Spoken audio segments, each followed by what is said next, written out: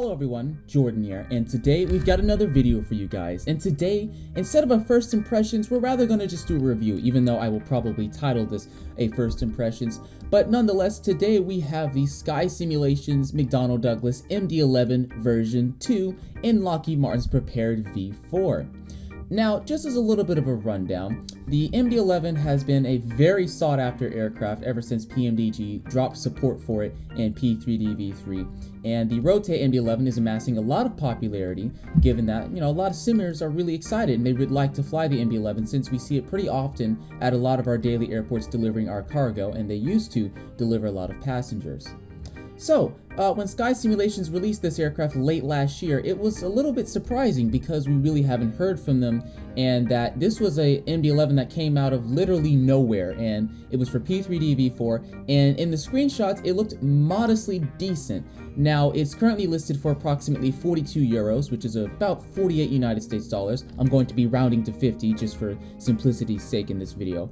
But yeah, this is something that I really don't feel like there's a lot of information on. There's not a lot of showcases or videos with this aircraft. So I just want to kind of give an in-depth review in case you're considering to buy this aircraft and what not. Just for the sake of this video, I'm going to be dividing this up into multiple segments. What I like about the aircraft, what I don't like about the aircraft, and overall my final thoughts in the conclusion, and what I would think would be best for SkySimulations here. So, to begin with, let's start with the positives.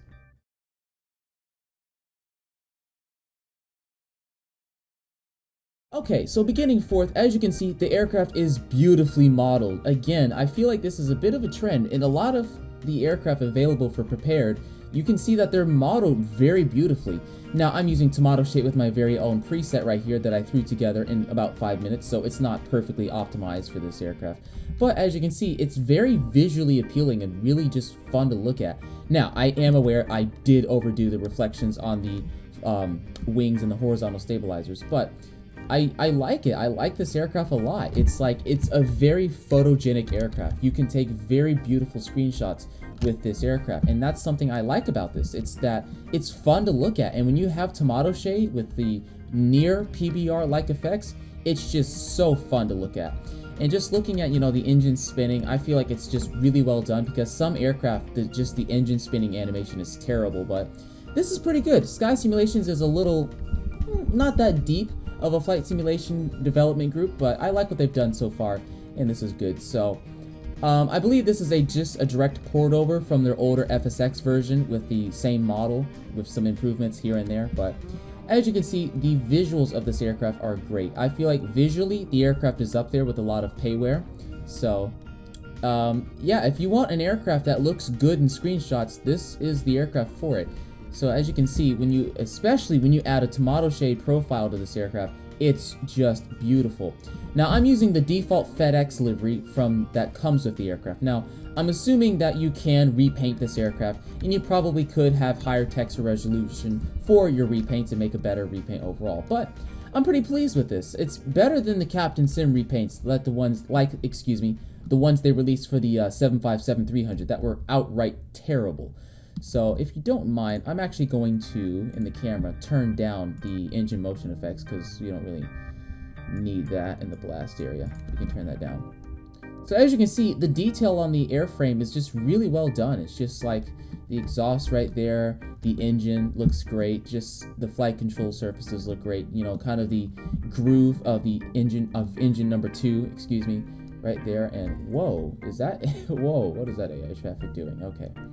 I do apologize about the landing gear looking like this. I don't feel like it's fair to criticize them on that, but overall the detail on the landing gear is really good. It's just that, the texture resolution is a little bit low, but then again, it's probably to save frames, which is another thing I want to highlight is the frame rate on this aircraft. It's insanely high. You are not going to be struggling with frames if you have a modest computer or even a semi-decent computer. As I'm just going around here, I can just jump around. It's just the frames are great. That's something I love about this aircraft. And as we step into the cockpit, as you can see, the modeling in here is also good, and I don't know what just happened right here. Okay, looks like the scenery just destroyed itself. Alright, that's fine, but just ignore that. The cockpit modeling is pretty okay. I'll get into the negatives in the next segment, but overall, it looks okay. The modeling is okay. It's not pitch perfect, but you've got little details here and there. The cockpit is a little bit interactive. It's not the worst thing I've seen. It's not the best, but it's modest. So modeling, I would say, if this aircraft were different in some other aspects that we will get to later, the modeling portion of this is okay. I don't have much of a complaint or problem with the modeling. So I'll probably back up the aircraft just a little bit because I'm really encroaching on that and it's making a pretty bad view there. Overall, that's pretty much all the positives I have for the aircraft. It's beautifully modeled, it's really good on frames in that it's a very photogenic aircraft. There are some other things that I kind of like that I'll mention more in the negative segment because I feel like it's more appropriate there when I'm talking about the problems of this aircraft. But nonetheless, let's move on to the negative segment of this video. Excuse me.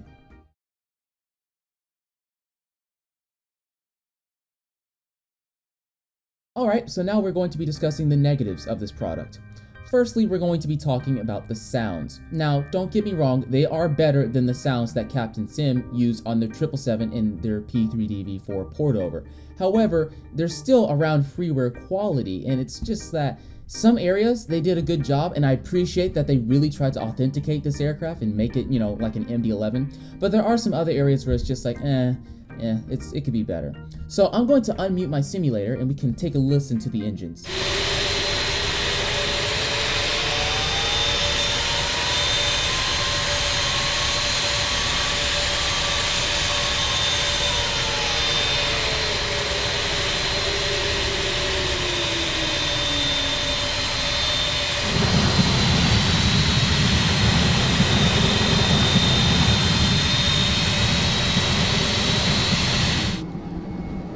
Alright, now this is a bit loud, but as we're in the flight deck, as you can hear, the sounds are, they're okay. They could be a little bit better.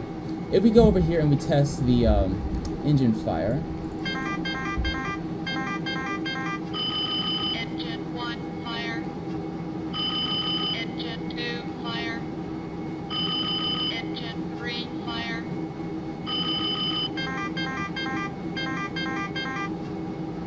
As you can see, it is realistic in some areas if we do the autopilot disconnect. Autopilot. As you can see, yeah, there are some areas where the sound is pretty good, and I like that it does that. Oh, we can do the stabilizer motion. This is something I also want to kind of talk about in a minute, but I'm not getting a stabilizer motion warning. Okay, that's very odd. But if I advance the throttles, we'll get the takeoff warning horn.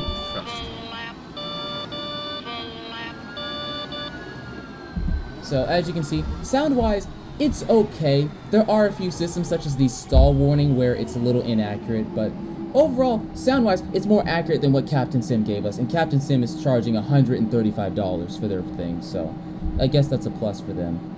But as you can see, sounds, they're okay. Could be a little better though. It's still around freeware quality or around $20 to $30 quality.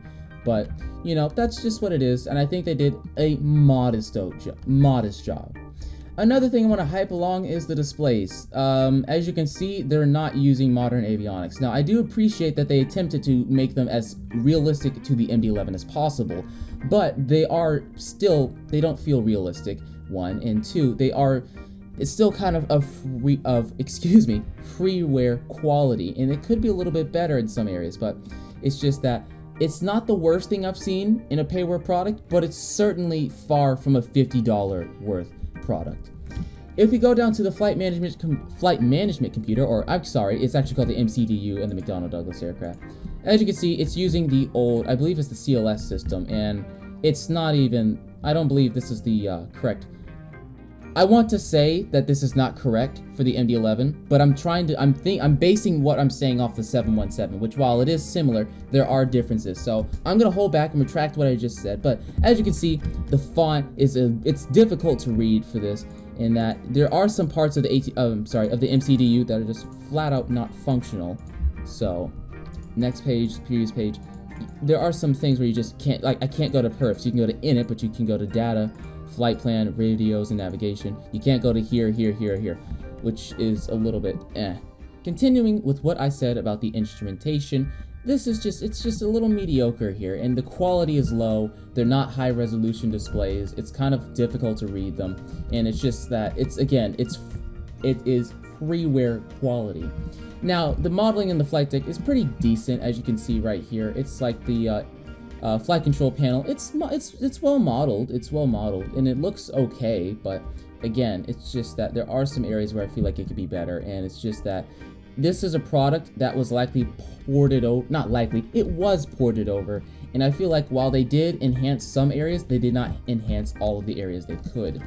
More so, half of the buttons on the overhead panel aren't even functional, and just the logic itself is not well thought or not well done. If you've looked at the Rotate MD-11's previews where they discuss how they're doing the electrical system and everything else, it's very in-depth, and they're doing an amazing job on that, and they're going very deep into the systems. Whereas this aircraft, it's more basic logic, and it's just, you know, it's cheaper quality. I'm not saying that's a bad thing, but then again, the problem I have with this is that they're marketing this as a near $50 product when really it's worth more around $25. So that's where things get a little off. But then again, like, the modeling is okay, but the texturing is where things fall through, and I really hope that in a future update or something, the texturing is improved, because, you know, this aircraft, it has potential. It's not bad, but it's also not great and all of that. So nonetheless, this aircraft for flights, it can fly from A to B, but it won't do a very good job with it.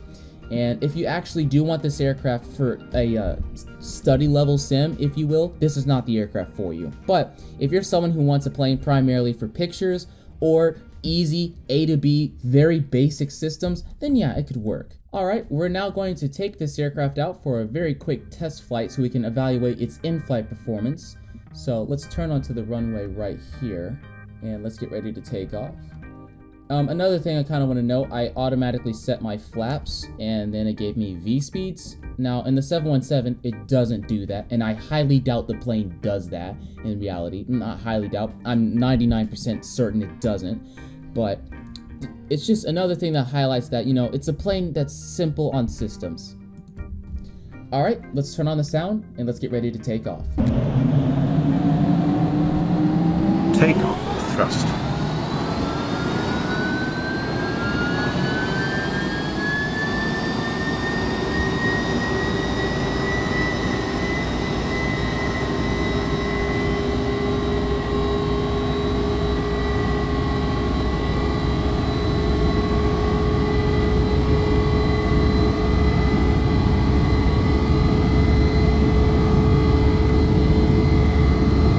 Eighty knots.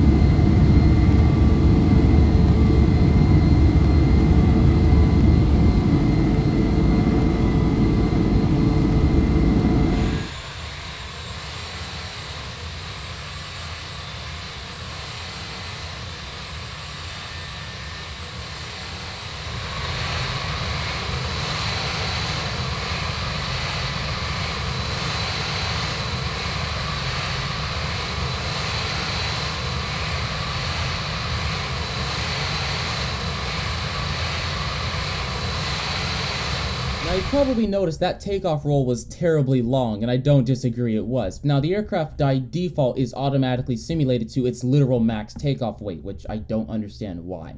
But when you have to use the default inbuilt simulator to change the weight and balance, which I think is a little atrocious for, you know, a $50 add-on for this simulator in 2019.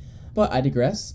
Nonetheless, what also is really weird is that the aircraft lists as if it has like passengers, and it's kind of a cheap move because what they did basically is that they made one model and then just did tiny tweaks to it and then called it a day, whereas PMDG, FS Labs, and all these other developers will make specific variants. For example, the 747 freighter for PMDG is pretty different compared to the passenger variant, at least in the modeling and how it works. As I'm flying this aircraft, you know, airspeed wise, it's okay. It accelerates, you know, okay, and it decelerates rather okay.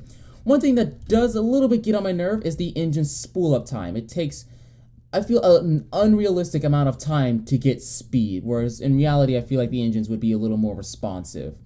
Another thing I want to highlight is how the aircraft feels kind of like this. As I bank it from left to right, you know, it's like it has weight, and I kind of like that. Again, it's not the worst thing I've flown or I have, but then again, it's like it has weight. But as you see, as I'm rotating it right here and kind of making the sim a little intensive, the frames are handling very well. So frame rate wise, it's pretty good of an aircraft. Anyway, I'm going to turn the aircraft around and get ready to land so we can evaluate how it lands.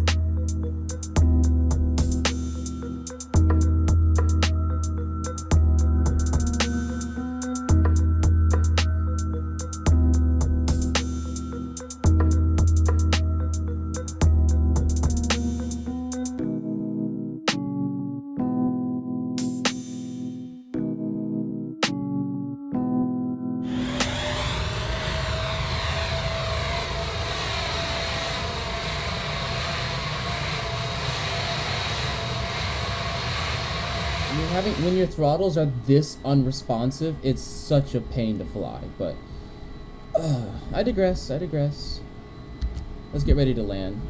I am aware though that I am too low on the approach right now, but whatevers. It's just to see what it's like. Let's cut it back, and then they idle. Altitude 500, 500. Okay, that was a little weird there. We've got, as you can see, the sounds are obviously taken from like a real recording, which I don't have much of a problem with, but it's just they don't sound too okay. Like this is, I don't have too much of a problem with that. It's just that it sounds kind of bad. Minimum 100. Kind of bad there. It kind of glitched in my ear. 40, 30, 20. All right, let's idle the throttles, pitch the nose up. Oh, there we go. Oh, a little bit of a bounce there. Reverse thrust. Reversers out. Nose down, and let's decel. Let's get ourselves on center line right now. I'm trying to do that. Spoilers up. Alright, well, we're slowing down.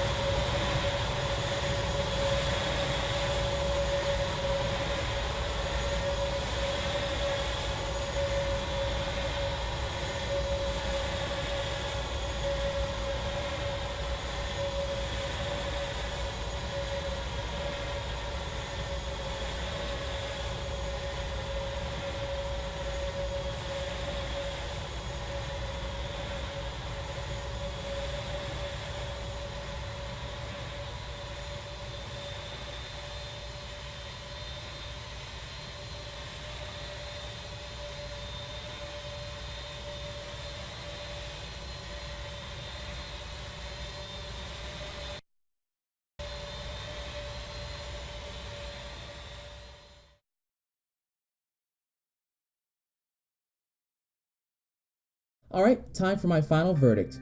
Now, this aircraft isn't innately bad per se, but it's mispriced. This is not a $50 add-on, this is a $25 add-on. Now, don't get me wrong, the aircraft it's beautiful, it's amazing to look at, and it's so fun to just, gawk at it. It's beautifully modeled. However, on the contrary, the systems and all the other parts that make an aircraft are severely lacking in some areas, and that kind of kills the immersion. The flight dynamics themselves, the aircraft itself flying from the flight controls, they're okay. However, the engines desperately need some working. The throttle response, it seems terribly off. The sounds need some reworking, and all in all. Now, this aircraft is a good aircraft if you want to have something that's good for screenshots, very simple to fly, not complex, and you have $50 that you apparently just have lying around that you want to spend. Do I recommend this if you're looking for a high quality add-on for your long haul routes or as a freighter aircraft? No, I do not recommend this. If you're looking for a freighter aircraft and you want the cheapest one around, I reckon if you're in X-Plane, stick to X-Plane please, one. But if you're in Prepared, there are multiple alternatives to this aircraft, and even still, if you're willing to spend the extra money, I would say the Captain Sim 757 is a better buy than this, especially if you're going to get the cheapest, mind you, cheapest freighter variant, which is still overpriced in my opinion, but it's better of a value than this. It's an okay plane, but please don't be rushed to buy this. Take your time. If you want a good MD-11, I highly recommend you save your money and wait for the Rotate MD-11. If you have $50 to spend, because why not, as I mentioned a few minutes ago, then just go ahead. If you want a nice plane for pictures only, which is what I will probably only be using this plane for, pictures only, then yeah. Anyways, it's overall, you kind of get my idea of it. It's mediocre, $20 value, but I do hope that SkySimulations improves this aircraft. It has potential. It could be pretty awesome if they do fix the flight controls, textures, and sounds, and the MCDU system def as well, and just the logic and how the systems work in general. But aside that, I think that's where they need to improve. This aircraft, I would say, for its value, is better than the Captain Sim 777 because at least SkySimulation, it kind of admits that, hey, we're not we're not top of the line, whereas Captain Sim, kind of in an arrogant way, acts as if they are the best of the best, whereas SkySimulation is a little humbled. I wish they'd be a little bit more humbled, but it is what it is. Nonetheless, in the price range that concerns this aircraft, which is approximately $50 to $70, that's what I like to say it as. I do realize that it's lower than $50, but for this price range, I say get the TFDI if you want a McDonnell Douglas aircraft, or if you want a wide body for your long haul flights, get the Quality Wings 787. Anyways, without further ado, thank you for watching. If you enjoyed this review, don't forget to like, comment, and subscribe. Smack the like button for more content such as this, and thank you all for watching. I'm Jordan. See you in the next episode.